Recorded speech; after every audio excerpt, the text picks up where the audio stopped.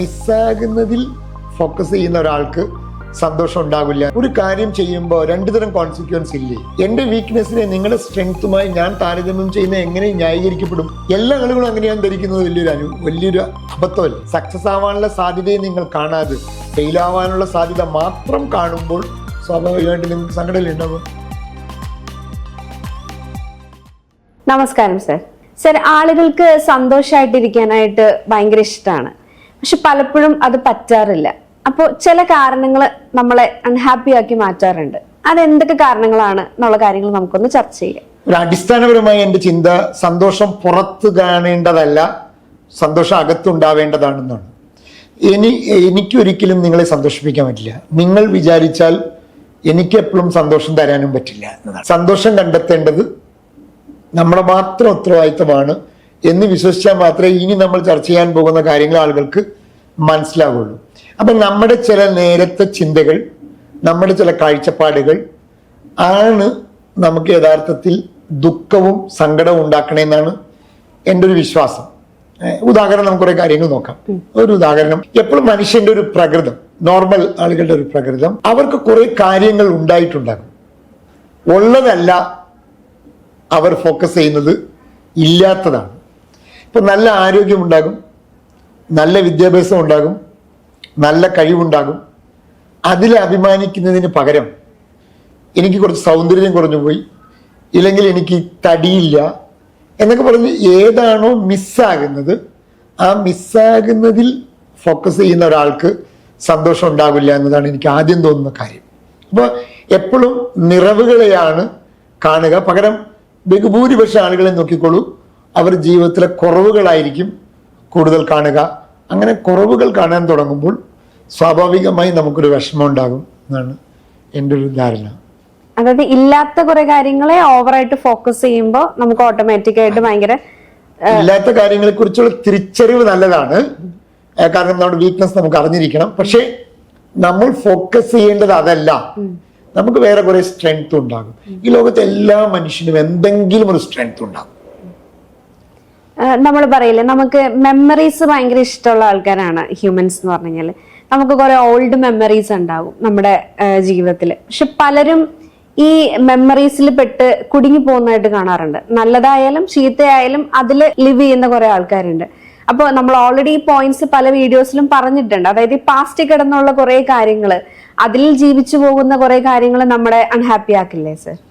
ഈ ആളുകളുടെ ദുഃഖത്തിന്റെ ഒരു പ്രധാന കാരണം നോക്കിക്കോളൂ, ഭൂതകാലത്തിൽ നടന്ന പല ഇൻസിഡന്റുകളെ കുറിച്ചുള്ള ഓർമ്മകളായിരിക്കും. അത് വേണ്ടായിരുന്നു, ആ ബന്ധം വേണ്ടായിരുന്നു, അയാളുമായിട്ട് വഴക്കിടേണ്ട ആവശ്യം ചെയ്യേണ്ടിയിരുന്നില്ല, ഞാൻ അയാളുടെ കൂടെ പാർട്ട്ണർഷിപ്പ് കൂടേണ്ടിയിരുന്നില്ല, ഇല്ലെങ്കിൽ ആ സമയത്ത് ഞാൻ അവിടെ പഠിക്കേണ്ടിയിരുന്നില്ല, ഇങ്ങനെ പറഞ്ഞ് ഭൂതകാലത്തിൽ നടന്ന അബദ്ധങ്ങളെ, പ്രശ്നങ്ങളെ, ദുരന്താനുഭവങ്ങളെ ഇങ്ങനെ ചുമന്ന് നടന്നുകൊണ്ടിരിക്കും എന്നാണ്. അത് വല്ലാത്തൊരു ഭാരമാണ്. നിങ്ങളുടെ തോളത്ത് ഒരു ചാക്ക് വെച്ചിട്ട്, ഈ ചാക്ക് പണ്ടെങ്ങോ കഴിഞ്ഞൊരു ചാക്കാണ്, അതിപ്പോ ചുമന്നുകൊണ്ട് നടക്കുമ്പോൾ ആ ഭാരം വളരെ കൂടുതൽ. അത് ദുഃഖത്തിന് ഒരു പ്രധാനപ്പെട്ട രണ്ടാമത്തെ കാരണമാണ് എന്ന് എനിക്ക് തോന്നിയിട്ടുണ്ട്. പിന്നെ മൂന്നാമത്തെ ഒരു സംഭവം എനിക്ക് തോന്നുന്നത് ആളുകളുടെ ഭാവിയെ കുറിച്ച്. ഇപ്പൊ നമ്മൾ ഭൂതകാലം പറഞ്ഞ പോലെ തന്നെ ആളുകളെ സങ്കടപ്പെടുത്തുന്ന വേറൊരു കാര്യം ഭാവിയിലെ വസ്റ്റ് സെനാരിയോകളെ കുറിച്ച്, അല്ലെങ്കിൽ നെഗറ്റീവായ കോൺസിക്വൻസുകളെ കുറിച്ച്. ഉദാഹരണം, പരീക്ഷ എഴുതാൻ പോണ കുട്ടി വിചാരിക്കുകയാണ് പരീക്ഷ തോറ്റാൽ എങ്ങനെ ഇരിക്കും. അതൊരിക്കലും സന്തോഷം തരില്ല, സങ്കടമാണ് ഉണ്ടാവുക. അതേപോലെ ഞാൻ ഒരു ബിസിനസ് ചെയ്യുന്നു, ഈ ബിസിനസ് പൊളിഞ്ഞാലോ, ഇല്ലെങ്കിൽ ഞാൻ എടുക്കാൻ പോകുന്ന ട്രെയിനിങ് പ്രോഗ്രാം മോശമായ എന്ത് ചെയ്യും. അപ്പോൾ ഈ നെഗറ്റീവ് കോൺസിക്വൻസുകളെ കുറിച്ചുള്ള ചിന്ത ഭാവിയിൽ അതൊരു ആൻസൈറ്റി ക്രിയേറ്റ് ചെയ്യും. സ്വാഭാവികമായി നമ്മുടെ സന്തോഷത്തിനെ കളയും എന്നതാണ് ഒരു യാഥാർത്ഥ്യം. അപ്പോൾ ഇതൊക്കെയാണ് നമ്മൾ ഉണ്ടാക്കിയെടുക്കുന്ന ചിന്താരീതിയിലാണ്. ഇതെല്ലാം നമ്മുടെ സങ്കടത്തിന് കാരണമാണ്. അതായത് ഒരു കാര്യത്തിന് നമ്മൾ ഇറങ്ങി തിരിക്കുമ്പോൾ നമ്മൾ അതിന്റെ കോൺസിക്വൻസിനെ പറ്റി അവെയർ ആവുന്നത് നല്ലതാണ്. പക്ഷെ ആ വേഴ്സ്റ്റ് സിറ്റുവേഷൻ കണ്ട് അതൊരു നെഗറ്റീവ് ഇമ്പാക്റ്റിൽ എടുത്തുകൊണ്ട് പോയി കഴിഞ്ഞാൽ നമുക്ക് ഒരിക്കലും അത് കംപ്ലീറ്റ് ചെയ്യാനും പറ്റില്ല. നമ്മൾ എപ്പോഴും അൺഹാപ്പി ആയിരിക്കും. അതല്ലേ സർ? കോൺസിക്വൻസ് നമ്മൾ അറിഞ്ഞിരിക്കണം. കാരണം കോൺസിക്വൻസ് അറിഞ്ഞാൽ മാത്രമേ നമുക്ക് അതിനെ പക്ഷെ എപ്പോഴും ഒരു കാര്യം ചെയ്യുമ്പോൾ രണ്ടു തരം കോൺസിക്വൻസ് ഇല്ലേ? ഒന്ന് ശരിയാവാനുള്ള കോൺസിക്വൻസ് ഇല്ലേ, ഒന്ന് തെറ്റാവാനുള്ള കോൺസിക്വൻസ്. നിങ്ങൾ ഈ തെറ്റാവാനുള്ള കോൺസിക്വൻസ് മാത്രം ചിന്തിക്കുന്നതല്ലേ തെറ്റ്? നമ്മളൊരു ബിസിനസ് ചെയ്യുമ്പോൾ സക്സസ് ആവാനുള്ള സാധ്യതയുണ്ട്, ഫെയിൽ ആവാനുള്ള സാധ്യതയുണ്ട്. സക്സസ് ആവാനുള്ള സാധ്യതയെ നിങ്ങൾ കാണാതെ ഫെയിൽ ആവാനുള്ള സാധ്യത മാത്രം കാണുമ്പോൾ സ്വാഭാവികമായിട്ട് നിങ്ങൾക്ക് സങ്കടമല്ലേ ഉണ്ടാവുക? എനിക്ക് പിന്നീട് ചോദിക്കാനുള്ള കാര്യം, നമ്മളിത് ഓൾറെഡി പറഞ്ഞിട്ടുള്ള കാര്യമാണ്. പലപ്പോഴും നമ്മൾ കമ്പയർ ചെയ്യാനായിട്ടുള്ള ചാൻസസ് കൂടുതലാണ്. അതായത് നമ്മൾ ഒരാളെ മറ്റൊരാളുമായി എപ്പോഴെല്ലാം ഭയങ്കരമായി താരതമ്യം ചെയ്തുകൊണ്ടിരിക്കുന്നു, നമുക്കൊരു ഇമ്പ്രൂവ്മെന്റ് ഉണ്ടാവില്ല. അതേസമയം നമ്മൾ ഫീഡ്ബാക്ക് എടുക്കുകയാണെങ്കിൽ നമുക്ക് ഇമ്പ്രൂവ്മെന്റ് ഉണ്ടാവും. അതായത് നമ്മളിങ്ങനെ കുറെ കമ്പയർ ചെയ്യുക. പിന്നെ അതുപോലെ നമ്മൾ പറയില്ലേ, ഞാൻ എപ്പോഴും പറയുന്നത് ഈ ഗോസിപ്പ് ചെയ്യാന്ന് പറയും. ഒരാള് നമ്മളെക്കാളും നല്ലതാണ് എന്നുണ്ടെങ്കിൽ നമ്മൾ അയാളെ പറ്റി കുറെ ആവശ്യമില്ലാത്ത കാര്യങ്ങൾ ചുറ്റും പറഞ്ഞുകൊണ്ട് കിടന്നാൽ നമുക്ക് ചുറ്റും ഒരു ടോക്സിക് ആയിട്ടുള്ള എൻവയോൺമെന്റ് ക്രിയേറ്റ് ചെയ്യാന്നാണ് പറയുന്നത്. അപ്പൊ ഈ കമ്പാരിസൺ, ഇങ്ങനത്തെ കാര്യങ്ങളൊക്കെ നമ്മളെ ഒരു അൺഹാപ്പി ആക്കിയിട്ടുള്ള ഒരു കാര്യത്തിലേക്ക് കൊണ്ടുവന്ന് എത്തിക്കില്ലേ? കമ്പാരിസൺ യഥാർത്ഥത്തിൽ ഒരു യുക്തിപരമല്ലാത്ത ചിന്താരീതിയാണെന്നാണ് എൻ്റെ വിശ്വാസം. എന്തുകൊണ്ടാന്ന് പറഞ്ഞത്, നിങ്ങൾ വേറൊരാളുമായി താരതമ്യം ചെയ്യുന്നത് എന്തിനെയാണ്? നിങ്ങൾ എപ്പോൾ നോക്കിക്കോളൂ, എപ്പോൾ താരതമ്യം ചെയ്യുമ്പോഴും നമ്മുടെ വീക്ക്നെസ്സിനെ വേറൊരാളുടെ സ്ട്രെങ്ത്തുമായിട്ടാണ് താരതമ്യം ചെയ്യുന്നത്. അത് ലോകാബദ്ധമല്ലേ? നിങ്ങൾക്കൊരു സ്ട്രെങ്ത് ഉണ്ട്, എനിക്കൊരു വീക്ക്നെസ് ഉണ്ട്. എൻ്റെ വീക്ക്നെസ്സിനെ നിങ്ങളുടെ സ്ട്രെങ്ത്തുമായി ഞാൻ താരതമ്യം ചെയ്യുന്നത് എങ്ങനെ ന്യായീകരിക്കപ്പെടും? എൻ്റെ സ്ട്രെങ്ത്തിനെ നിങ്ങളുടെ സ്ട്രെങ്ത്തുമായി താരതമ്യം ചെയ്താൽ കുഴപ്പമില്ല. അങ്ങനെ ഇല്ലല്ലോ. നിങ്ങൾക്കൊരു വലിയ ശക്തിയുണ്ട്, അതിനെ എൻ്റെ ബലഹീനതയുമായി ഞാൻ താരതമ്യം. അതുകൊണ്ട് താരതമ്യം ഒരു ബ്ലെൻഡറാണ്. അപ്പൊ താരതമ്യം നമുക്ക് പ്രചോദനമല്ല ഉണ്ടാക്കുക, പകരം അത് നമ്മളെ ഒരു ദുഃഖത്തിലേക്കാണ് നയിക്കുക എന്നാണ്. അപ്പൊ നിങ്ങൾ വേറെ കാര്യം ചോദിക്കും, ഈ ലോകത്ത് താരതമ്യം എല്ലാ കാര്യം, താരതമ്യം എന്ന് പറയുന്നതിന് ബെഞ്ച് മാർക്ക് നമുക്ക് തീരുമാനിക്കാം. ഉദാഹരണം, ഇപ്പോൾ ഒരു കാര്യത്തിൽ നിങ്ങളൊരു എക്സ്പേർട്ടാണ്, അതെൻ്റെ ഒരു ബെഞ്ച് മാർക്ക്. അപ്പോൾ ഞാൻ ഗോൾ സെറ്റ് ചെയ്യുമ്പോൾ അതുപോലത്തെ ഒരു നിലവാരത്തിലേക്ക് എനിക്ക് എത്താം. അത് എത്തണമെങ്കിൽ എങ്ങനെ ചെയ്യാം? ഇന്നുള്ള എൻ്റെ നിലവാരത്തിൽ നിന്ന് ഓരോ ദിവസവും ഞാൻ മെച്ചപ്പെട്ടുകൊണ്ടിരിക്കുന്നു എന്നതാണ്. പകരം നിങ്ങൾ താരതമ്യം ചെയ്യുന്നത് നിങ്ങളുടെ വീക്ക്നെസ്സിനെ അവരുടെ സ്ട്രെങ്ത്തുമായിട്ടാണെങ്കിൽ നിങ്ങൾക്ക് ഉറപ്പായി സങ്കടം ഉണ്ടാവുള്ളൂ. പിന്നെ ഈ ഗോസിപ്പ് ആളുകളെ കുറിച്ചൊക്കെ എപ്പോഴും പറയും, വ്യക്തികളെ കുറിച്ച് ചർച്ച ചെയ്യുന്ന ആളുകളെ സൂക്ഷിക്കണം, അവർ ഡെപ്ത് ഉള്ളവരല്ല എന്നാണ്. ഇപ്പൊ നമ്മളിവിടെ ഇരിക്കുമ്പോൾ സഞ്ജയിനെ കുറിച്ച് നമ്മൾ ചർച്ച ചെയ്യണം. സഞ്ജയ് ആൾ ശരിയില്ല കേട്ടോ, അവൻ അവിടെ പോയി ഇവിടെ പോയി എന്ന് പറയുന്നത് നമ്മുടെ രണ്ടുപേരുടെയും ക്വാളിറ്റി ഇല്ലായ്മയുടെ ഒരു ഉദാഹരണം. പകരം സഞ്ജയ് ചെയ്തൊരു പ്രവൃത്തിയെക്കുറിച്ച് ഇല്ലെങ്കിൽ സഞ്ജയിൻ്റെ ഒരു ആശയത്തിനെ കുറിച്ചാണ് നമ്മൾ ചർച്ച ചെയ്യുന്നതെങ്കിൽ അതിലൊരു ന്യായമുണ്ട്. അപ്പോൾ ആശയങ്ങളെക്കുറിച്ചോ പ്രവർത്തികളെക്കുറിച്ചോ ഒരു ഇഷ്യൂവിനെ കുറിച്ചോ നമുക്ക് ചർച്ച ചെയ്യാം. പകരം ഈ വ്യക്തികളെക്കുറിച്ച് ചർച്ച ചെയ്യുന്നതിനെയാണ് നമ്മൾ ഈ ഗോസിപ്പ് എന്ന് പറയുന്നത്. അതിനൊരു പ്രധാന കാരണം അറിയുമോ? എല്ലാ ഗോസിപ്പുകളുടെ പിന്നിലും ഒരു ലാക്ക് ഓഫ് ഇൻഫർമേഷൻ ഉണ്ട്. ഉദാഹരണം, നമ്മൾ സഞ്ജയിനെ കുറിച്ച് ഒരു ഗോസിപ്പ് പറയുന്നതിന് കാരണം സഞ്ജയ് ആരാണെന്ന് നമുക്ക് രണ്ടുപേർക്ക് അറിയാൻ പാടില്ല.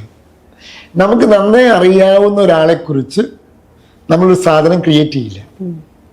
അപ്പൊ ഇതെല്ലാം യഥാർത്ഥത്തിൽ നമ്മുടെ വ്യക്തിത്വത്തിന്, നമ്മളിപ്പോ വേറെ ആളെ കുറിച്ച് പറയുമ്പോൾ യഥാർത്ഥത്തിൽ നമ്മളെ തന്നെയാണ് നമ്മൾ കുറയ്ക്കുന്നത്. നമ്മുടെ സെൽഫ് എസ്റ്റീം കുറയും സ്വാഭാവികമായി. ഉദാഹരണം, അങ്ങനെ ഒരു വർത്തമാനം പറഞ്ഞു കഴിഞ്ഞാൽ കുറച്ച് കഴിയുമ്പോൾ തോന്നും ഇത് പറയണമായിരുന്നോ, ഇതുപോലെ നമ്മളെ കുറിച്ച് ഒരാൾ പറയില്ലേ. ഇതൊക്കെ സങ്കടം ഉണ്ടാവാനുള്ള കാരണങ്ങളാണ്.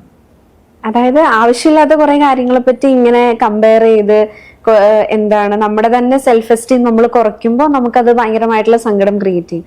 ഇതൊക്കെ നമ്മൾ അറിഞ്ഞോ അറിയാതെ ചെയ്യുന്നതാണ്. പക്ഷെ നമ്മുടെ ഡേ ടു ഡേ ലൈഫിൽ അതൊരു ഹാബിറ്റ് പോലെ നമ്മുടെ അങ്ങായി മാറിക്കൊണ്ട്, അറിയാത്ത കാര്യങ്ങൾ തിരിച്ചറിയുമ്പോൾ അത് തിരികെ മാറ്റുന്നതിലൂടെയാണല്ലോ മനുഷ്യന് മാറ്റം ഉണ്ടാകുന്നത്. മനുഷ്യന് ഏത് സമയത്ത് മാറാൻ കഴിയും എന്നതാണ് ലോകത്തിന് ഏറ്റവും ബ്യൂട്ടിഫുൾ ആയ സത്യം. ഇപ്പൊ മാറ്റത്തെ കുറിച്ച് പറഞ്ഞല്ലോ, ഫിയർ ഓഫ് ചേഞ്ച് ശരിക്കും ഭയങ്കര അപകടമുള്ള കാര്യമല്ലേ? അതായത് ചേഞ്ച് ചെയ്യാനായിട്ടുള്ളതിനെ പറ്റിയിട്ടുള്ള ഒരു പേടി.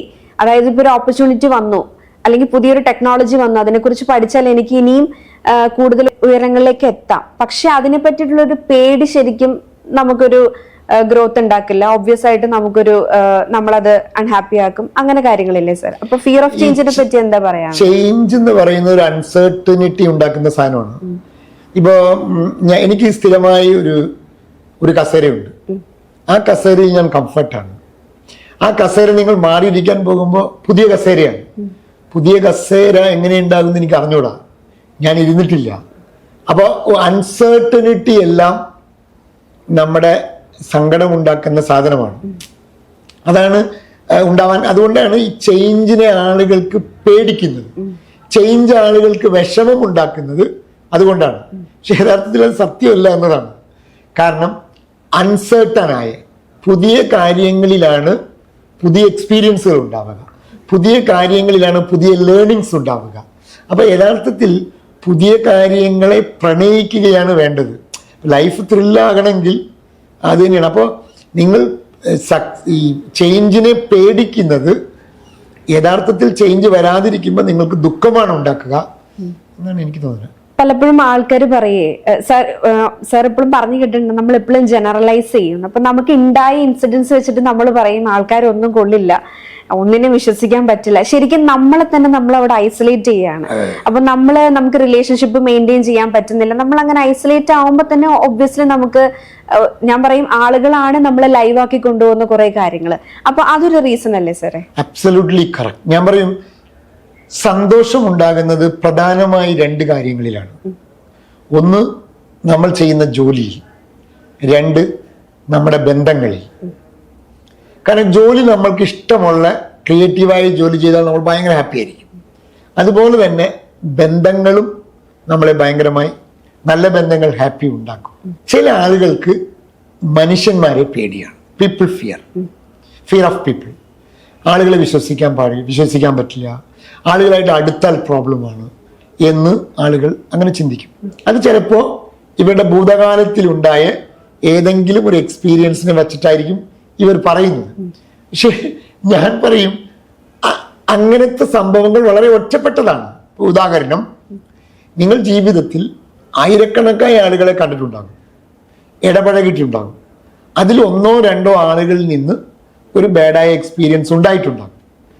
അതിനെ വെച്ചുകൊണ്ട് ഈ 1000 പേരെയും, ഇനി കാണാൻ പോകുന്ന 1000 പേരെയും അങ്ങനെ കാണാൻ തുടങ്ങുമ്പോൾ യഥാർത്ഥത്തിൽ നമുക്ക് പുതിയ എക്സ്പീരിയൻസുകൾ, പുതിയ ആളുകളിൽ നിന്നുള്ള കാര്യങ്ങൾ നമുക്ക് നഷ്ടപ്പെടുന്നു എന്നതാണ്. അതുകൊണ്ട് എപ്പോഴും ഒരു എക്സ്പീരിയൻസ് മോശമായിരുന്നു എന്നതുകൊണ്ട് ഇനി വരുന്ന എക്സ്പീരിയൻസുകളും അങ്ങനെ ആയിരിക്കും എന്ന് ധരിക്കുന്നത് മഹാമണ്ഡലത്തിൽ. അപ്പോൾ നമുക്ക് പുതിയ എക്സ്പീരിയൻസ് കിട്ടില്ല. അപ്പോൾ പുതിയ ആളുകളായിട്ട് നമ്മൾ അടുക്കില്ല. സ്വാഭാവികമായിട്ട് എന്ത് സംഭവിക്കുക, നമ്മൾ നമ്മുടെ ജീവിതത്തിൽ ഒരു ഐലൻഡിനെ പോലെ ആരോടും ഒരു ഇതില്ലാതെ ജീവിക്കാൻ തുടങ്ങും. ഭയങ്കര, കാരണം ഈ ലോകത്ത് ഒരു മനുഷ്യൻ പൂർണ്ണനല്ല. ഇങ്ങനെ മറ്റുള്ളവരുമായിട്ടുള്ള കൊടുക്കൽ വാങ്ങലിലൂടെ മാത്രമാണ് നമ്മൾ എന്തെങ്കിലും ആവുക. ആ കൊടുക്കൽ വാങ്ങൽ നടക്കാതെ പോകുമ്പോൾ നഷ്ടം നമുക്ക് തന്നെയല്ലേ. അതുകൊണ്ട് അതൊരു വലിയ പ്രശ്നമാണെന്നാണ് ഞാൻ ധരിക്കുന്നത്. നമ്മൾ ജനറലൈസ് ചെയ്യാൻ പോകണ്ട ഒരു കാര്യത്തിൽ. ഒരു അനുഭവം ഉണ്ടാവാം. മനുഷ്യന്മാര് ബാഡ് എക്സ്പീരിയൻസ് തരുന്ന ആളുകളുണ്ട്. എല്ലാ ആളുകളും അങ്ങനെയാണ് ധരിക്കുന്നത്. വലിയൊരു അബദ്ധമല്ലേ.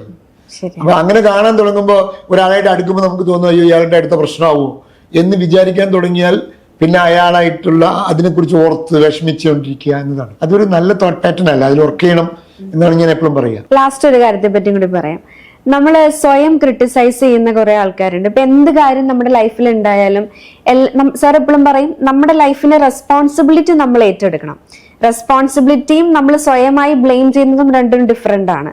അപ്പോ സെൽഫായിട്ട് ക്രിട്ടിസൈസ് ചെയ്യുക, സെൽഫായിട്ട് ബ്ലെയിം ചെയ്യുക, ഇത് ഭയങ്കര ഒരു നമ്മളെ ഭയങ്കരമായിട്ട് സങ്കടത്തിലാക്കുന്ന ഒരു കാര്യമല്ല. അല്ല, ഇത്രയേ ഉള്ളൂ.